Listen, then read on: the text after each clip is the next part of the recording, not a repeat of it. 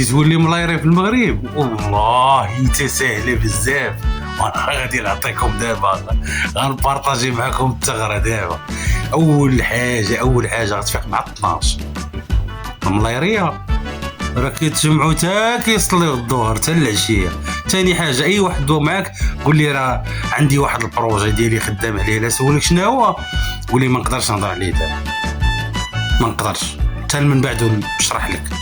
الثالثه شنو هي الثالثه؟ واحد اللقطه خطير، غتقرا كتاب ديال التنميه الذاتيه ما طبق والو، ما طبق فيه والو، ولكن درت له حسطوريات مايند سيت، فهمتي؟ مايند سيت غادي بروفيل.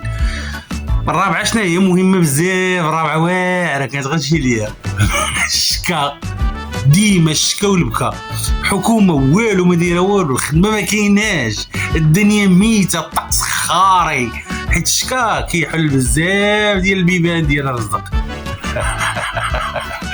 وقول المغرب راه ما فيه لا فرص لا والو، وانت راه مالك ما قلبتي ما والو.